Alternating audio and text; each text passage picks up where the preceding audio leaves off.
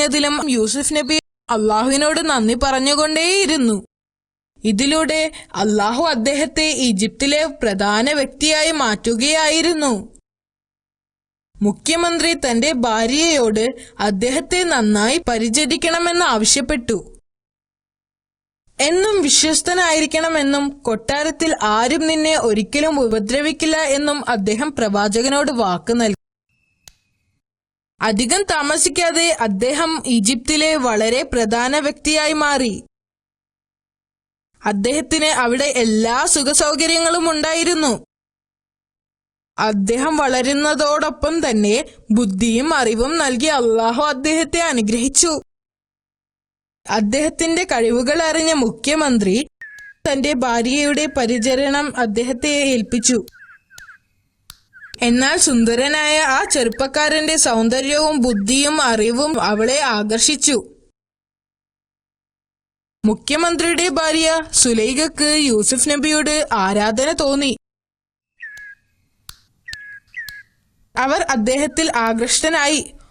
ഓരോ ദിവസം കഴിയുന്തോറും അവർക്ക് അദ്ദേഹത്തോട് ഇഷ്ടം കൂടിക്കൂടി വന്നു.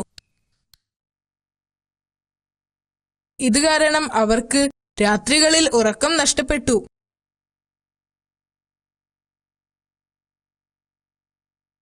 ഒരിക്കൽ പ്രവാചകൻ അദ്ദേഹത്തിന്റെ മുറിയിലായിരുന്നപ്പോൾ സുലേഖ അദ്ദേഹത്തെ വശീകരിക്കാൻ ശ്രമിച്ചു. നിങ്ങളുടെ ഭർത്താവ് നല്ലൊരു മനുഷ്യനാണ്, അദ്ദേഹത്തെ ബഹുമാനിക്കുകയും അനുസരിക്കുകയും ചെയ്യുക എന്ന് പറഞ്ഞുകൊണ്ട് അദ്ദേഹം ആ മുറി വിട്ടു പോയി. അദ്ദേഹത്തിന്റെ ഈ പ്രവൃത്തിയിൽ ദേഷ്യം വന്ന അവൾ നബിയെ പിന്തുടർന്നു. അദ്ദേഹത്തിന്റെ ഷർട്ടിൽ കയറി പിടിച്ച് കീറിയെടുത്തു. കീറിയ കഷ്ണം അവളുടെ കയ്യിലുണ്ടായിരുന്നു. പെട്ടെന്ന് വാതിൽ തുറന്നപ്പോൾ മുഖ്യമന്ത്രിയും ബന്ധുക്കളും അവിടെ നിൽക്കുന്നത് കണ്ടു. സാമർത്ഥ്യക്കാരിയായ ആ സ്ത്രീ ഭർത്താവിനെ കണ്ടപ്പോൾ അവളുടെ സ്വരം മാറ്റി. അവൾ കയ്യിലുണ്ടായിരുന്ന കീറിയ കഷ്ണം ഉയർത്തിക്കൊണ്ട് ഇങ്ങനെ പറഞ്ഞു, ഈ മനുഷ്യൻ എന്നെ ആക്രമിക്കാൻ ശ്രമിച്ചു. നിങ്ങൾ ഇപ്പോൾ തന്നെ അവനെ തടവിലാക്കണം. എന്നാൽ പ്രവാചകൻ അത് നിഷേധിച്ചു. ആര് പറയുന്നതാണ് സത്യമെന്നറിയാൻ മുഖ്യമന്ത്രിയും ബന്ധുവും ഷർട്ടിന്റെ കീറിയ കഷ്ണം പരിശോധിച്ചു. അത് ഷർട്ടിന്റെ പുറകു വശത്താണെന്ന് അവർ കണ്ടെത്തി. യൂസഫാണ് നിന്നെ ആക്രമിച്ചത് എങ്കിൽ അവന്റെ ഷർട്ടിന്റെ മുൻഭാഗം കീറുമായിരുന്നു. അത് പുറകിൽ നിന്നും പിടിച്ചു വലിച്ചപ്പോൾ ഉണ്ടായതാണ്. നിങ്ങൾ കള്ളം പറയുകയാണ്. ഷർട്ട് പരിശോധിച്ച ബന്ധു പറഞ്ഞു.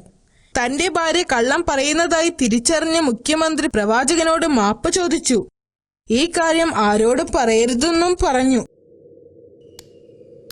പ്രവാചകൻ നടന്ന സംഭവത്തെക്കുറിച്ച് ആരോടും പറഞ്ഞില്ല. പക്ഷേ ഈ വാർത്ത എങ്ങനെയോ ആളുകൾ അറിഞ്ഞു.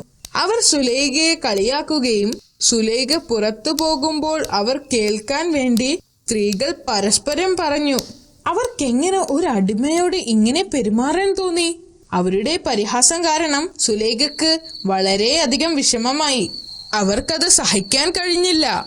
താൻ നേരിടുന്ന അതേ പ്രലോഭനത്തിൽ മറ്റു സ്ത്രീകളെയും കീഴ്പ്പെടുത്താൻ അവർ ഒരു പദ്ധതി ആസൂത്രണം ചെയ്തു. നഗരത്തിലെ പ്രധാനപ്പെട്ടവരായ എല്ലാ സ്ത്രീകളെയും ക്ഷണിച്ച് ഒരു വിരുന്ന് നൽകുവാൻ അവർ തീരുമാനിച്ചു. വിരുന്ന് സ്ത്രീകൾക്കായി മാത്രമായിരുന്നു. ക്ഷണിക്കപ്പെട്ടവർ എല്ലാവരും വിരുന്നിനെത്തി. അവർക്ക് മുൻപിൽ വിഭവസമൃദ്ധമായ വിരുന്നൊരുക്കി. ഭക്ഷണത്തിനു ശേഷം അതിഥികൾക്ക് പഴം മുറിക്കുന്നതിനു വേണ്ടി കത്തികൾ കൊണ്ടുവരാൻ അവർ ദാസിയോട് പറഞ്ഞു.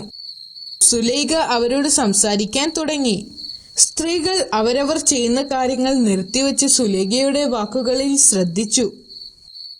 ഞാൻ എൻ്റെ അടിമയുമായി സ്നേഹത്തിലായിരുന്നു എന്ന് എല്ലാവരും പറയുന്നത് ഞാൻ കേട്ടു. ആ സുന്ദരനായ മനുഷ്യനെ ഞാൻ ആരാധിക്കുന്നു. ഞാൻ അവനെ വശീകരിക്കാൻ ശ്രമിച്ചിരുന്നു എന്നത് ഞാൻ നിഷേധിക്കുന്നില്ല. വളരെ നാളായി ഞാൻ അദ്ദേഹത്തെ സ്നേഹിക്കുന്നുണ്ട്. സ്ത്രീകളെല്ലാം അമ്പരന്നു. സുലൈഖ തന്റെ ഇഷ്ടത്തെക്കുറിച്ച് ഇങ്ങനെ പരസ്യമായി പറയുമെന്ന് അവർ പ്രതീക്ഷിച്ചിരുന്നില്ല.